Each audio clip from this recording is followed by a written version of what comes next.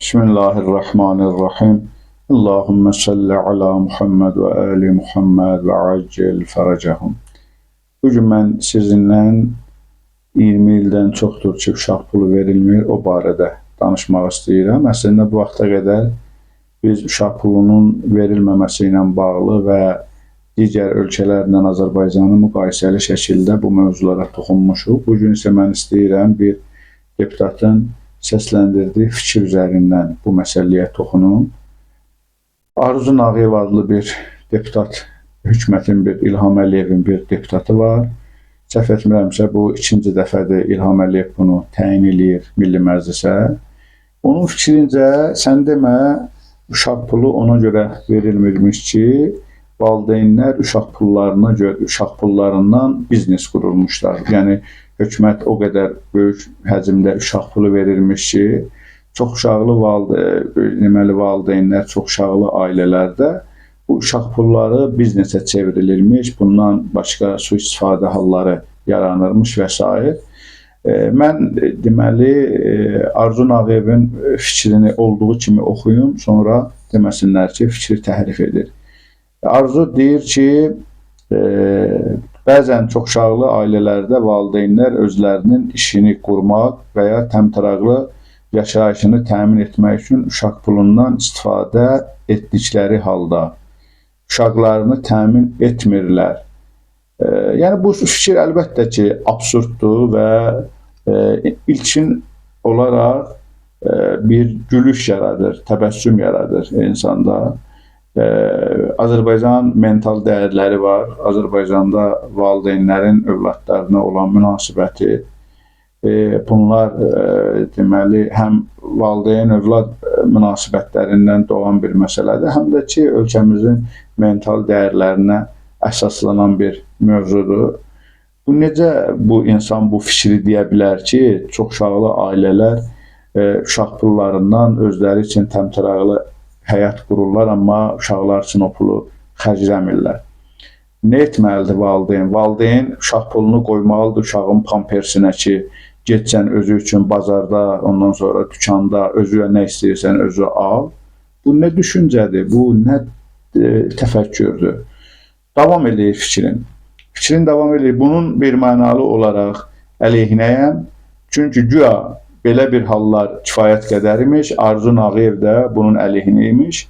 Hörmətli Arzu Nağıyev, siz belə bir fakt, bir dənə fakt təqdim edə bilərsinizmi? Azərbaycanda hər hansı bir çoxuşaqlı ailə, valideyn uşaq pullarını gedib öz həyatının yaxşılaşdırılması üçün və yaxud da özünə yaxşı imkan yaratması üçün istifadə eləsin, amma uşaq tamam kənarda qalsın, uşağı buraxsın və s. Belə bir fakt təqdim edə bilərsiniz. Niyə bu xalqın haqqında bu cür mənfi fikirlər yaradıb, xalqda ailə, uşaq münasibətlərini bu cür aşağılayıcı formada təqdim edirsiniz? Niyə xalqı təhqir edirsiniz? Bu əslində Azərbaycan xalqına, Azərbaycan anasına, atasına böyük bir nifrətdir. Davam edir. Deyir ki, bəli, yoxsa uşaqların sayını qəsdən artırmaqla uşaq pulundan sui-istifadə halları yol verilməzdir. Yəni, Azərbaycanda valideynlər uşaqların sayını bilərəkdən artırırlar ki, uşaqların sayı çox olsun və uşaq pulu alsın bunlar. Əvvəla bilirsiniz ki, hələ biz 2025-ci ilə qədər Azərbaycanda verilən uşaq pulu qəpik quruş idi. Bunun heç də böyük bir məbləğ deyil idi ki, başqa ölkələrdə, məsəl üçün mən yaşadığım ölkədə hər uşaq üçün 18 və yaxud da oxuyarsa 25 yaşına qədər təqribən 255 evro uşaq pulu verilir. Bu da bizim pulundan hardasa 500 manat civarında bir pul eləyir.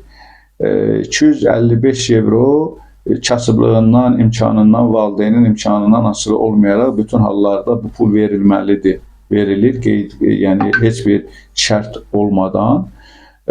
Bu hardasa düzdür, Avropa üçün o qədər də böyük məbləğ olmasa da, amma biz onu Azərbaycan manatı ilə müqayisə eləyəndə fikirləşirik ki, bu biraz böyük puldur. Bunun üzərindən valideyn nəsə eləyə bilər. Amma bu utandırıcı və yaxud da Azərbaycan ailəsini təhqir elementidir ki, bu fikirləri səsləndirir. Əslində bir qayda var. Qayda ondan ibarətdir ki, biz hamımız, uşaqdan böyüyə hamımız bilirik ki, Azərbaycanda xüsusən deputatlar, hökumət nümayəndələri, nazirlər və s. bunlar heç biri sərbəst deyil, azad fikir səsləndirmirlər. Parlament danışma yeri olsa da Azərbaycanda bunun tam əleyhinədir. Azərbaycanda biz deməli hər dəfə mediada, sosial şəbəkələrdə hansı deputatlar deməli bir il ərzində bir kəlmə də danışmadı başlıqlı biz materiallara rast gəlirik. Danışanlar da 100% hamı bilir ki, danışanlar da hökumətin fikrini səsləndirir. Hökumətin əleyhinə, hökumətin iradəsindən kənar, İlham Əliyevin iradəsindən kənar kimsə nəsə bir fikir bildirsə, o heç bir halda Milli Məclisdə otura bilməz. Bu birmənalı olaraq qaydadır. Və bu qaydanı ümumiləşdirsək, fikrimizi toparlasaq, belə bir cümlə alınar ki, Azərbaycan Milli Məclisində danışılan bütün fikirlər, səsləndirilən bütün fikirlər birbaşa İlham Əliyevin və bu hökumətin öz fikridir. Sadəcə müxtəlif dillərdən, müxtəlif ağızlardan səsləndirir. Buradan aydın olur ki, Arzu Nağıyevin səsləndirdiyi fikir onun özünə məxsus deyil, onun yəni təmsil olduğu hakimiyyətə və yaxud da onu ora təyin edən İlham Əliyevə birbaşa aiddir. Və biz buna görə də bu qaydanı xatırladırıq ki, Azərbaycan xalqını təhqir eləyən Arzu Nağıyevlər deyil, Azərbaycan xalqını təhqir eləyən YAP hakimiyyətidir, İlham Əliyev hakimiyyətidir, ümumiyyətlə Əliyev rejimidir. Bu sistem də Azərbaycan xalqını təhqir eləyir. Bu cür ifadələrlə deməli Azərbaycan xalqına böyük nifrəti olduğunu bildirir. Əziz izləyicilər, mən indi isə deməli bəzi məqamlara toxunmaq istəyirəm ki, ümumiyyətlə dünyada uşaq pulunun fəlsəfəsi nədən ibarətdir? Ümumiləşdirilmiş və bütün dünyada qəbul edilmiş bəzi məqamlar var ki, uşaq pulunu da niyə uşaq pulu verilməlidir və uşaq pulunun əsas fəlsəfəsi nədən ibarətdir? O barədə demək olar ki, dünyada beynəlxalq hüquqda belə bir qayda formalaşıb ki, uşaq pulu ona görə verilir ki, uşaq yoxsulluğunu azaltmaq. Yəni, uşaq yoxsulluğu o anlamdadır ki, uşaqların əsas ehtiyaclarının qida, geyim, gigiyeniya, təhsil vəsaitləri və s. qarşılanmasından kömək eləmək. Yəni, uşaq pulu həm də valideynə o uşağın yaxşı yaşaması üçün, rahat yaşaması üçün valideynə sadəcə dəstəkdir, köməkdir. İkinci, deməli, əsas səbəblərdən biri ailələri uşaqlı olmağa təşviq etmək. Baxın, dünyada qəbul olunan məsələ budur ki, uşaq pulu ona görə verilir ki, ailələr uşaq dünyaya gətirsin. Ailələr uşaq dünyaya gətirməkdə həvəsli olsunlar, maraqlı olsunlar. Hətta bəzi Avropa ölkələrində belə bir qayda var ki, uşaq valideynin hesab olunmur, uşaq dövlətindir. Və əgər valideyn deməli, uşağı ilə kobud davranarsa, onu yeməyində, paltarında, ona qayğısında hər hansı bir səhlənkarlıq və tənbəllik edərsə, o zaman dövlətin uşaqlarla bağlı müəyyən təşkilatları var. O təşkilatlar müdaxilə eləyirlər və uşağı ailənin əlindən alırlar. Bunun da fəlsəfəsi odur ki, uşaq valideynin deyil, uşaq dövlətindir, uşaq gələcəkdir. O xalqın, o dövlətin gələcəyidir uşaq. Bizdə isə deməli, bütün dünya qəbul eləyir ki, uşaq pulu ona görə verilir ki, deməli, ailələr uşaq dünyaya gətirməkdə, uşağa qayğı göstərməkdə, onu bəsləməkdə və s. həvəsli olsunlar. Azərbaycanda isə Azərbaycan hökuməti İlham Əliyev çıxır Arzu Nağıyevin dili ilə bildirir ki, bəs sən demə, biz uşaq pulunu ona görə vermirik ki, valideynlər uşaq dünyaya gətirmək həvəsindən vaz keçsinlər. Bu iddia, yəni bu tələb, bu şərt daha doğrusu olduqca ağır bir şərtdir və hökumətin, Azərbaycan hakimiyyətinin, Əliyev rejiminin Azərbaycanla bağlı gələcək planını tam ortaya qoyur. Bu demografik problemin birmənalı olaraq yaranmasını təşkil edir. Hökumət özü.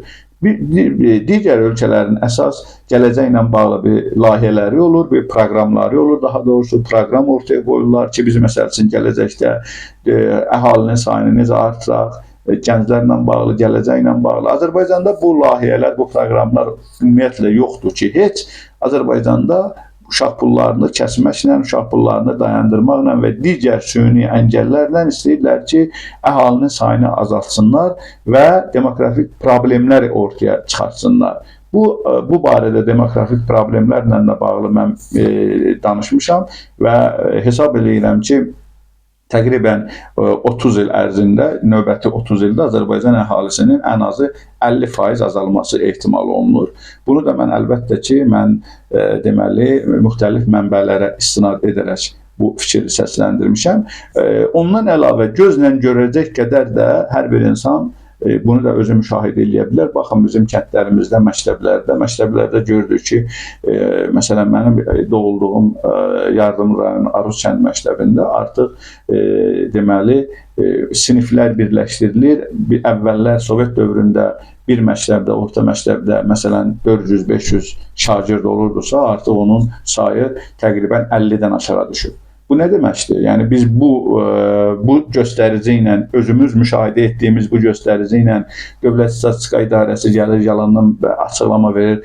Azərbaycan xalqının sayı 50 mini keçdi, əhalinin sayı, üzr istəyirəm, 10 milyonu keçdi, ondan sonra filan tarixdə 11 milyon olacaq. Bunlar hamısı xalqı aldatmaq üçün açıq şəkildə səsləndirilən yalanlardır. Biz gözlə görürük ki, kəndlər ümumiyyətlə boşalıb, kəndlərdə insanlar yaşamır. Məsələn, yenə də öz kəndimizdən nümunə gətirirəm ki, bizim kənddə fərz eləyək 20 il bundan əvvəl əgər deməli 100 ev, məsəl üçün 100 ev aktiv yaşayış var idisə, hər evdə də bir neçə, yəni hər ailədə də təqribən 6-7 üzvdən ibarət. Amma indi görürük ki, həmən bir kənddə təqribən 50-dən aşağı evin sayı 50-dən aşağı düşüb, yaşayış evlərinin sayı və eyni zamanda o evlərdə də, o ailələrdə də sayda 2-3 nəfərə, maksimum 3 nəfərə enib.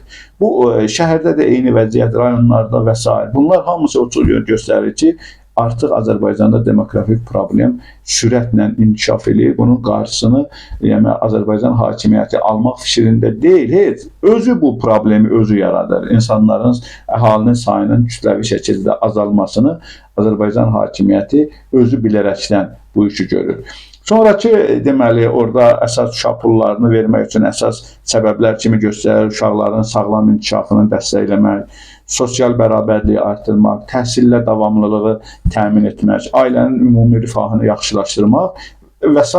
səbəblərlə deməli, əsaslandırırlar ki, uşaq pulu verilməlidir. Amma Azərbaycanda təbii ki, bunların heç biri əsas götürülmür. Azərbaycanda isə bir dənə əllə qayrıma deputat, belə deyək, İlham Əliyevin çubuğu ilə oturub duran, onun sözünü çatdırmağa çatdıran şəxs çıxır, deyir ki, sən demə Azərbaycanda valideynlər uşaqlara uşaq pulu ilə özlərinə biznes qurulmuşlar. Bu çox olduqca gülünc bir məsələdir. Olduqca deməli, Azərbaycan xalqı haqqında işlənilmiş bir təhqiramiz ifadədir. Əziz izləyicilər, əziz Azərbaycan xalqı, baxın görün, bugün sizin başınızda duran, sizi idarə edən, sizə rəhbərlik edən şəxslər hansı fikirdədirlər? Bizi xalq olaraq təhqir edirlər, bizi xalq olaraq aşağılayırlar və bizim xalq olaraq inkişaf etməyimizi, çoxalmağımızı, gələcəyə ümidlərimizi birmənalı olaraq qırıb yox etməyə çalışırlar. Vəssalamu aleykum və rəhmətullahi və bərəkatuhu.